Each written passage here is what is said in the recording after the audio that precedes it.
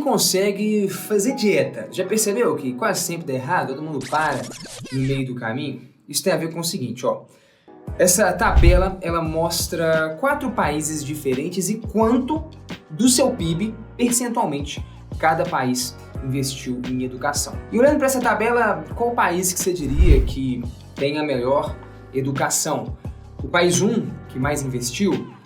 Na verdade não, foi o país 4, quem menos investiu em educação, que teve de longe os melhores desempenhos em testes de matemática, raciocínio lógico e ciências naturais, testes internacionais. E nesse vídeo de hoje eu vou te mostrar como você também pode aprender mais estudando e investindo menos tempo, exatamente como fizeram, cara, num país inteiro. Pois é, e você vai entender que o princípio que fundamenta o que fizeram nesse país é o mesmo que explica por que você nunca consegue terminar um livro, por que você não consegue ser um bom estudante, por que as pessoas não conseguem terminar uma dieta.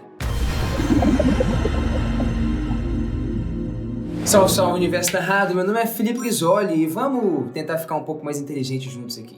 Essa é a tabela original que eu estava mostrando no início do vídeo e o país que menos investiu em educação foi de fato a Finlândia, o que teve o melhor desempenho em testes internacionais, como eu disse, de matemática, raciocínio lógico e também ciências naturais. E o lance é o seguinte, cara, eu aprendi alguma dessas coisas, tá, nesse livro aqui, do Miguel Nicodelis, que é um grande neurocientista brasileiro.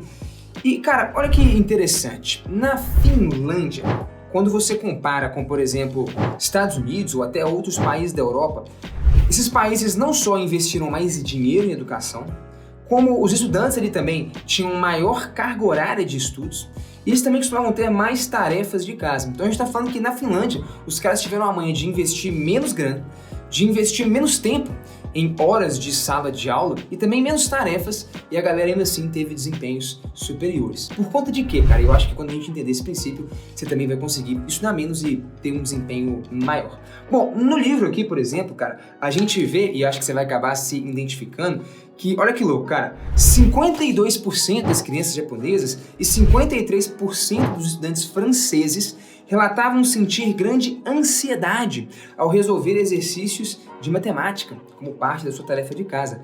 Já se sentiu assim? Me conta aí. Mas só 7% dos estudantes finlandeses reportam o mesmo sentimento. O que rola, cara? No final da Segunda Guerra Mundial, vários países do mundo inteiro resolveram investir numa reforma educacional. Investir pesado em educação, de modo que isso tivesse impactos relevantes na economia, na sociedade. E cada país seguiu um caminho diferente, né? Os Estados Unidos, a Europa, seguiram um caminho chamado aqui de uma doutrina educacional do medo. Eu acho que aqui no Brasil a gente tem um pouco isso, cara, onde acaba que os próprios estudantes têm medo de aprender, de falhar, de ser ridicularizado, coisa que não existe na educação finlandesa. Como você viu, lá tem menor carga horária, menos tarefas de casa, mas enfim, o autor aqui cita diversas coisas que são relevantes, mas uma das mais importantes, e é sobre essa que eu quero discutir, do que foi feito na Finlândia, foi o seguinte: os finlandeses incentivaram suas crianças a aprender pelo prazer de descobrir. Louco isso, né? Foi só uma mudança de referencial. Ao invés de você botar muita pressão, muito conteúdo, muita carga horária, muita lição de casa, muita prova, na Finlândia não. Cara, vamos tentar fazer os alunos gostarem de estudar. O aprendizado tem um fim em si mesmo. O objetivo é aprender, pelo prazer de aprender. E não que você vai ter que fazer um teste, uma prova e tal, e tem algo muito pesado e uma pressão grande em cima de você, não. E acredite se quiser, o resultado final é que nos testes os finlandeses tiveram um melhor desempenho, mesmo estudando menos horas, com menos tarefa de casa, com menos investimento e mesmo tendo menos pressão. Interessante isso, né, cara? Isso me lembrou um livro que eu li também, que se chama Hábitos Atômicos, em que ele diz o seguinte: existem algumas mudanças e normalmente existem 3 esferas em que as mudanças ocorrem. A gente costuma pensar sempre na esfera dos resultados e não na esfera da identidade. Como assim dos resultados? Tipo assim, cara, eu quero muito ser uma pessoa sarada, né? Então eu vou fazer uma dieta e tal, só que você não consegue sustentar aquilo por muito tempo, cara. Porque o resultado às vezes fica muito distante. O cara fala no livro que, na real, as mudanças que se tornam hábitos e realmente geram transformação são as mudanças pensadas na esfera da identidade. Tipo assim, cara, eu quero ser uma pessoa mais saudável. Eu tô cansado de fazer as coisas desse jeito.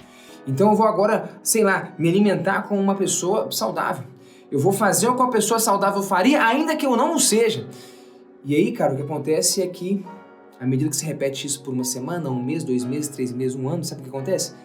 Você se torna aquela pessoa que você ficou imitando durante um ano. Esse que é o lance. As mudanças que transformam e que realmente se convertem em hábitos são aquelas pensadas na esfera da identidade, em quem você quer se tornar, em quem você quer ser. E aí você pega e imita e faz dia após dia, semana após semana, o que uma pessoa que seria quem você quer se tornar faria. E no tempo você acaba se tornando aquela pessoa. Isso é interessante, né?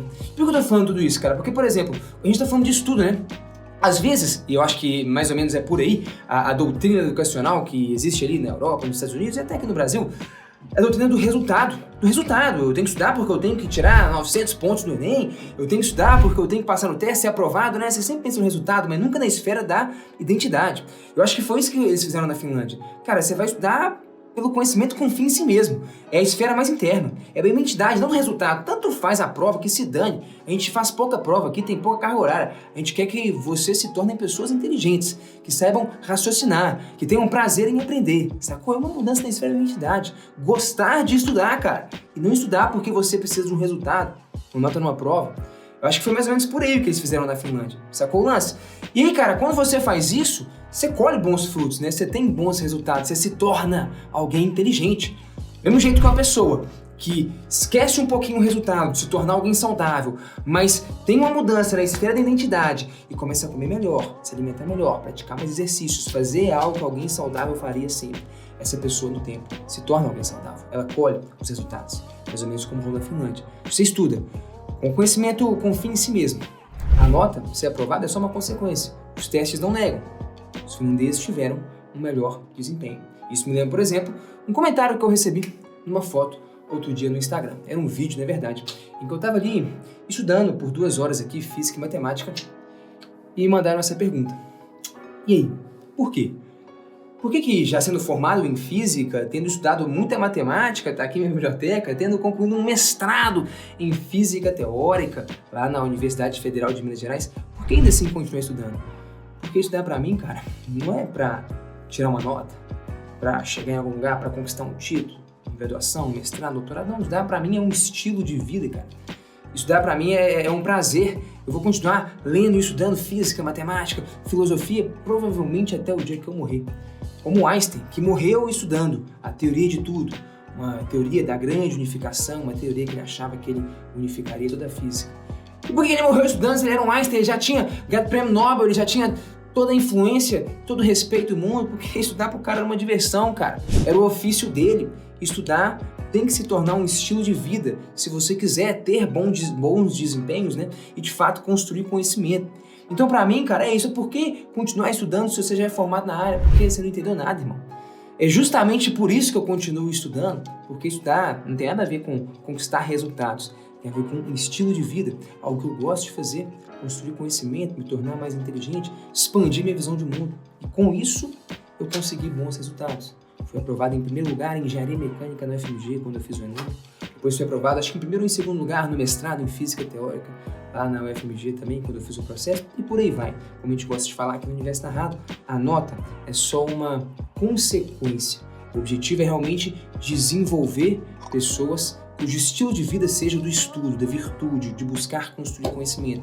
E isso está escrito, inclusive, numa plaquinha que a gente deu de presente para centenas de alunos nossos que acertaram mais de 90% em física, alunos de lições de física. E lá estava escrito, a nota é uma consequência. Tirar mais de 90%, cara, é só um detalhe. É uma consequência de quem, de fato, teve uma mudança na esfera da identidade. E aí o resultado se torna só uma consequência. Inclusive, se quiser conhecer mais sobre lições de física nos nossos cursos, dá uma olhada aí embaixo, me conta se a conversa fez sentido para você e até a próxima.